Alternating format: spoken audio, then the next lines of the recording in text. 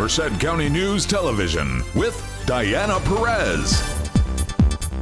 Your number one choice in local, late-breaking news and information from Merced County's community. We are your voice, Merced County News Television. Now, here's Diana Perez with Merced County Sheriff Vern Warnke.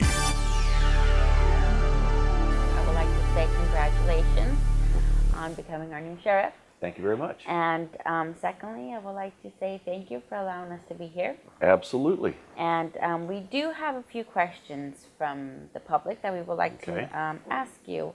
To start off, I would like to ask, what are the key goals that you have set for the department and yourself to achieve success?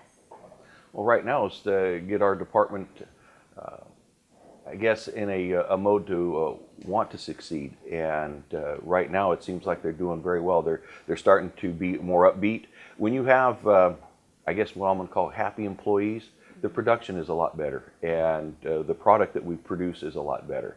And that's been my first and foremost thing, is getting the folks here in this department back on the same page, is to realize that we're out here for the public, and our job is to do everything we can to make it a safer place.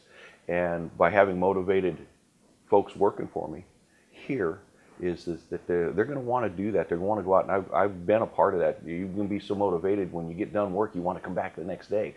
And there's nothing worse than being a cop and not wanting to show up for work the next day. So my fortunate part is that for 99% of my career, I've been wanting to come to work, and that's what I want to instill into the folks that are working here. What do you hope to achieve most as sheriff? To have our community come to the realization that we can make it a safer community. A lot of the times that we have, like I explained earlier, I'm a long-time cop, short-time politician. I want folks to realize I'm a cop first. Okay, and sometimes the political side kind of gets foggy, but me being a cop, that'll never be foggy. And I want our folks in our communities, ranging from Snelling to Los Banos to Dos Palos and our islands in Merced, in the cities, a lot of times people in the cities forget that I'm their sheriff too. And that's, we want to have folks remember that part is that every citizen in this county, I'm their sheriff. Regardless of what their zip code is or their mailing address, I'm still their sheriff. And I want them to realize I'm going to do everything possible to make their community, our community, a place that we want to be. You know, Merced County has a prime opportunity to be the jewel of the state of California. We could make this a place where the bad guys don't want to be and folks want to come to live and raise their families. We have that opportunity. And we have the personnel here, we have the talent here to do that. We also are in a fortunate position that, you know, our local police departments are also very talented. And I think that by fostering a good working relationship between this office and them, we're going to come up with that jewel. We're going to become the jewel. And by us working together, I think the folks are going to want to come here. We're going to start getting that. But if folks don't want to live here, it's kind of hard to bring things into perspective as far as, well, what are they going to do for work? Well, about the schools? How about this? You know what? We have an opportunity, and I think we're going to take it. With your experience as a veteran of the Merced County Sheriff's Department and having 16 training certificates, including some in narcotics and gangs, do you believe that training and experience will help reduce the homicides this year, and how? You know, preventing a homicide is pretty tough because most homicides are, I'm going to call it a crime of passion. It's kind of like you don't know where you're going to find a gold nugget. Sometimes you kick over an old stump and there's a gold nugget laying there. You would never expect it. But what we have to do is realize what is causing the outside issues pertaining to this. A lot of times when we have the homicides, there's an outside influence, whether it be in gangs or substance abuse. And a lot of the substance abuse is illegal narcotics and stuff that's legal. You got alcohol. But a lot of it can't be prevented because of the nature of what I'll call the nature of the beast. And by doing that, but what we can do is we can start reaching into our schools again. My experience and expertise, because I am also a certified instructor for DARE, which is Drug Abuse Resistance Education. I worked in the schools for many years. I have found that by giving these kids a hero, they won't go out looking for one. And it's not going to be something that we can change overnight, because this has been a generational problem that we've had in our community for years. We've got gang gangsters that have married each other, that raise gangster kids, and producing, that's the product that they're, what we have to do is get into the lives of some of these kids, and maybe we can start changing it by education, by what I explained earlier, by the touching, the feeling, the smelling, by getting some of these kids involved in these other programs. We've got the Boys and Girls Clubs. We have a strong Explorer program here at the Sheriff's Office, and we're going to get it stronger because we have to provide something. That's part of fighting crime. It's not just putting bad guys in jail. We've got to come up with something to keep them from wanting to be bad guys. Okay? Then, once we get started on that part, but the bad guys we're dealing with, we've got to reduce our recidivism rate. The guys who keep wanting to do the crimes over and over again, well, you know, Prop 47 hurt us.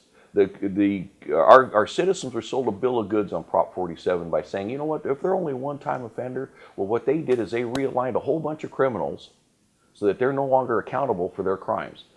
We have to get that adjustment made. And right now, this is something that's a work in progress, is we have to figure out what we're going to do with it, because as we're handed this stuff, we're having to deal with it. We don't have a magic crystal ball to say how we're going to deal with that. But by getting our folks involved, we got a lot of strong community leaders that want to help. Well, we're going to open the door and allow them to help. We've got a lot of strong clergy that want to help. We're going to let them help. We've got some teachers that want to take an active role. By doing this, a lot of times you just have to say yes. Okay? We've got folks with a lot of talent that want to participate in making this a better place to live. And by gosh, we can open that door and let it happen. So hoping that helps kind of clarify how I'm feeling about this. It's not just arresting bad guys. Now, don't get me wrong. The bad guys that we arrest, I don't want them to like it here. I want them to say, this place sucks. I want them to say, I don't ever want to go back to that Merced County jail again because it sucks. That's what I want. Okay? You know, I've been very strong on the fact that I don't want them comfortable here. We'll give them what it takes to live. We're not going to treat them bad. We'll never treat them bad. And if I find out we're treating them bad, we're going to take care of it immediately. But we're going to make it so that, yes, they're behind bars. Yes, you know what? Bologna doesn't taste good 3 times a day, but they're getting fed. And I don't want, if they don't like what I provide them for food, don't commit the crime. So. Okay. Next, let's see. You have been very involved in organizations like DARE and the Explorers. Yes. Are you going to promote more of these organizations to the Merced County? Absolutely. And how? Well, you know what? Enthusiasm is contagious. And that's what we've got to get. If we're enthusiastic about something, our Explorer post, I took over our Explorer post in the really early 90s under Sheriff Tom Sawyer. I think it was about 91. We had 7 Explorers on that. Within 3 years, I went from 7 Explorers to over 300 kids involved in this community. I had 60 adult advisors that were not cops. I had 60 adults from the community that wanted to be a part of something that was real strong. We became very strong because of the enthusiasm, because people want to see change. They want to see a positive change. Again, all you have to do sometimes is say the answer is yes. I was very fortunate under Sheriff Tom Sawyer that he was also wanting to say yes. So he literally gave me the reins to that program, and we built it. And that's what we need to do. We've got a lot of interest. We've got a lot of professions out there that can start exploring posts within their professions. You know, there's dental exploring. There's kids, if you come up with a profession, I'll bet you we have some professional organizations here that can start an exploring post with that. It's not just law enforcement. It's not just medical. It's not just the public sector. It can be in a private sector. And I've got personal knowledge of all these things, but by allowing that to happen, because not all kids want to become cops. Okay? I'd love to have them want to become, but, you know, because I started out as an explorer myself. I was 16 years old, and I was in this department in 1974 as an explorer. I've been coming through these doors for over 40 years. This is something you don't just say, you know what, I think I'll be a cop. You either are or you aren't. You have to live it. And those that don't live it, don't stay in this profession very long, because it's a lifestyle. It's not just a life change. It's a lifestyle. You've got to want it. So we got kids that want to be dentists. Well, let's promote that. Let's get them in there at minimal cost so they can actually learn this, and some of these professions can actually start raising these kids up into the profession. It's like what we're going to do here now. Sergeant Delray Shelton sitting in here started out as one of my explorers. Okay? I've got a lot of kids out there. We were there at this the ceremony yesterday. One of the lieutenants from UC Merced was one of my explorers. He was 15 years old, came in and said, I want to be a pediatrician. Well, that lasted, about 3 months. He's a lieutenant with UC Merced. That's got to say a lot. And there's a lot of kids that are full-time cops and up in the rank structure of doing that. Very pride. I've got a lot of pride. And I asked that young lieutenant, and I said, how's it feel? And we joke about it because he said he was going to be a pediatrician. You got a taste of the law enforcement work. But sometimes this is a good feel. It's a good fit. Some kids want to come in here. You know what? Let's give them a taste of this. Some of them come in and go, oh, heck no, I don't want anything to do with this. But that's not meaning they're not viable. We got kids that came on board that were became explorers that were literally on the verge of becoming delinquents in the prison system. I got a success story that works for Merced County in IT. He has actually shared with some people that I saved his life because I took him to school in his underwear. He was one of those, and he was single parent. But you know, he's got a family. He's in IT and works for the county. You get these successes, but you've got to be willing to do the work. Roll up your sleeves. It's not just money. Don't just throw money at something. Throw some sweat into it. But there are programs that we can get involved. We get back involved in the school. We take an active role in this. And again, one of the things I did when I was working patrol, I actually went to the schools during my lunchtime and had lunch with the kids. That's how I got started, long before I was a DARE officer. You go down and sit down, and you want to feel like a rock star, go onto these school campuses and sit down with these kids and have lunch. Oh my gosh, makes a difference. I get kids in their 40s now telling me that they remember me coming to their schools. So you can make an impact, but you change somebody's world one person at a time. You can't change the physical part, but you do it one person. So yes, I'm very passionate about reaching in there. You talk about the crime rates, you talk about the homicides. Well, there's no guarantee, but if I sit on my hands, doesn't mean I'm not going to sit on my hands. So hope that helps you. Yes. Why do you think programs like the Explorers and DARE are effective? Because it's a positive influence. People get hit with negativity a lot. You see the news, watch the news. 90% of your newscast is something bad going on. And that's what these kids are being fed, something bad going on. When you feed the positive stuff, again, enthusiasm is contagious. I've had kids that have just been outstanding explorers and gone on to be great shoe salesmen. So they want to belong, they want to be a part of something, and they want to know that they're important. Each one of those kids that comes through here is important, and they're very important to me. And I believe that wholeheartedly. I believe every person that works here in this department is very important. They've got their lives. We've got 300 employees. There's 300 stories going on here. We got 295,000 citizens in this county. There's 295,000 stories that are going on, and each one of them is very important. Just got to be able to listen, and some of these kids just want to be heard. By bringing them on, bringing them into these programs. You call it a program, but also you do it, you know what? If I was a private business and had a sheriff's office, I'd still be doing this. I guess programs, I guess the only word we can use, but we've got to open the doors to these kids. But it's not just the government that has to get involved. It's got to be our citizens. It's got to be our folks that have got some very successful businesses. Well, why not? Let's get some kids trained into carpentry or bricklaying or something with the hands-on, because not everybody that goes and gets a PhD is going to find a job here in Merced. But you train somebody how to work on a car. You train somebody how to build a house, how to do some hands-on stuff. Very valued work that's actually going away. We're losing that kind of workforce, and we need to get that back. We need to get hands-on. That's why we do hands-on with exploring. Show these kids this is what it's like. Some of them like it, some of them don't. But now's the time to learn. You have been criticized in the past about putting tents in the jail for inmates. Will you try and come up with other creative ways to punish inmates, and how? I'm not into the punishment. That's not what we're designed to do. Incarceration means taking somebody's freedom from them for a short time. Is kind of a timeout. It's what we do with our kids. The punishment aspect in this tent thing.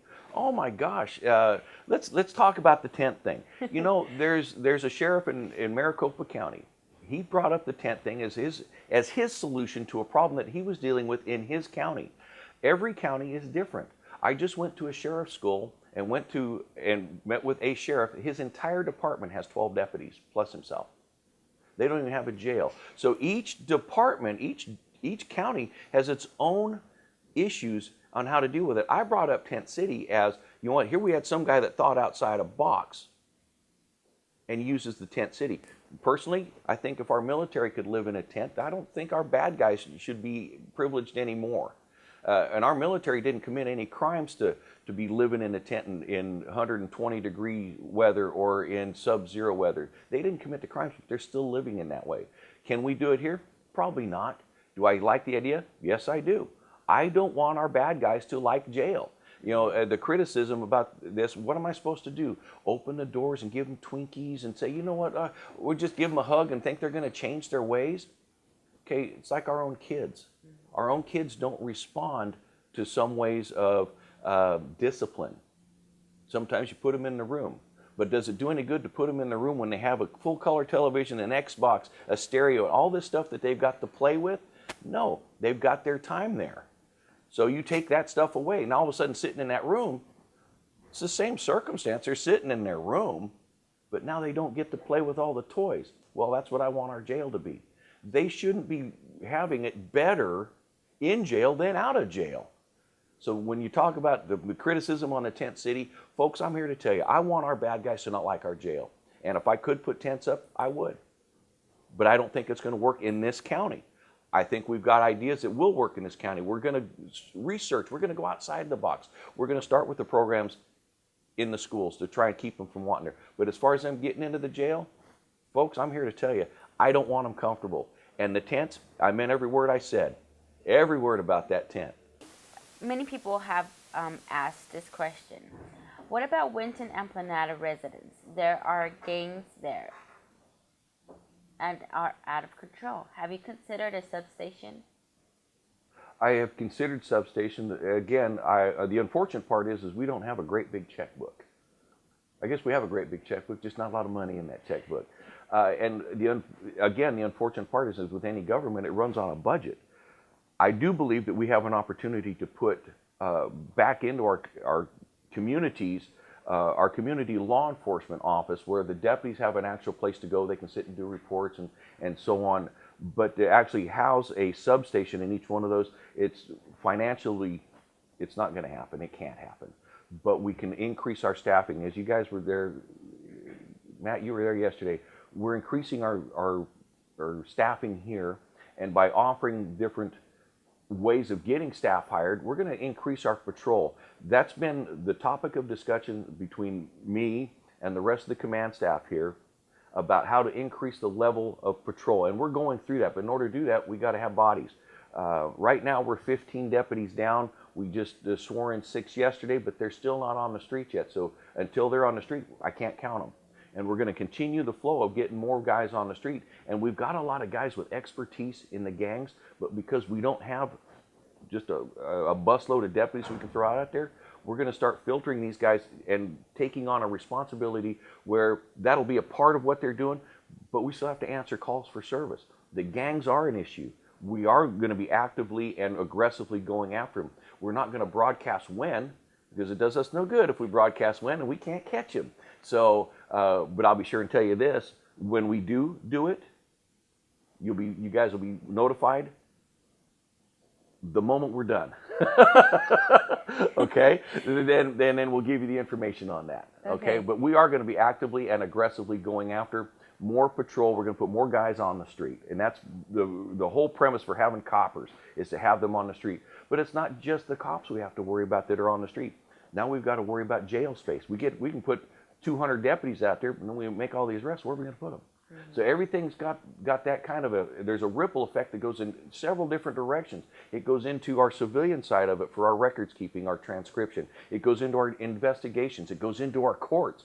Everything is affected by what we're doing. And if we do one thing big, we got to do everything big. So it's going to be one of those. So it can't be just, well, we're going to go after them. Well, now what? Okay, it's like a dog chasing a car. Sometimes, what's a dog going to do with the car if he catches it? We've got to have a plan. So just by going after them is one thing. We've got to have an active, ready plan to do something with them once we do catch them. And sometimes we're going to call it a program. We do have things that are available, and it's been actively pursued within our administration to get these guys the GEDs and the such through there. So again, the plans, we do have it. I wish I had my crystal ball. I'd love to be able to tell our people, you know, I've got this solid answer, but I want you to know we're doing stuff. We're going to be very proactive in getting it done. Okay, the homeless. We had people inquire about the homeless, and I let them know that really isn't something that really falls under the sheriff's department parameters. Well, it doesn't. That's a community involvement, and us being a part, us as in the sheriff's office, being a part of this community, we've all got to sit together and come up with something. And so far, the ideas and stuff, as far as I know, haven't been working. But we have a problem. It's, you know, a lot of our homeless folks choose to be homeless. And that's an issue. It's like I said, you can't push a rope. You know, by gosh, if they're going to places and they know that they're going to get food and some clothes and stuff, they prefer to live that lifestyle. It's now it's a matter of what are we going to do with them. We could set up a homeless shelter, a homeless tent city. We can set up that, but there's going to have to be rules. And part of the reason these folks are homeless is they don't want to go by the rules. So we've got to come up with something, because that one element in this, those that want the help, we can help them. My gosh, we can save them all that want to be helped. But the majority, I have found, don't want to be. They know where they can get the food. They know where they can get their clothing. They know where they can get their money. You go by some of these street corners and you see the same individual there day after day, and there's a reason. It's because that person knows he's going to get taken care of on that corner, and they actually have their own little areas. And you know, some of these guys are making $100 a day, a couple $100 a day. Why would they want to go with what I'm going to call go with society if they're living on their terms? The problem is we got them trespassing, and the landowners, they've got their concerns, and now we go move them out of a person's private property. Now we're the bad guys because we moved the homeless out of there. But what about the landowners' rights? We've got a whole collaboration. Like you said, it's not just a sheriff's office problem. This is a community problem. Until we can get the mindset to change where they don't want to be homeless, then we've got a successful venue to go after. Right now, it's just kind of like taking a bucket of water and then moving it around. That's all we're doing. We can get them moved out of one and they go to another. It's still the same problem. It just got moved to a different place. We've got to come up with a solution. And I don't have that crystal ball. I would love to be able to sit there and tell you, man, I've got a solid answer for this, and let's get it done. But if they don't want the help, I can't. Okay, it's a crime for a victim. If the victim doesn't want the help, there's not really a lot I can do. Excuse me, and that's what we're dealing with. You know, I think the big picture for the folks in this county is to be able to know that they can call the sheriff, and I'll be responsive. I'll go to their house. You know, I'm not going to be, you know, heading north or heading south, or, you know, there's sometimes duty's going to call me out. But to have the folks to realize that I realize I'm your sheriff. You have a right to expect to be able to get a hold of me. Okay, now sometimes it might be an hour before I get back to you, but I will return the calls. I will get back to you, and I will sit down with you.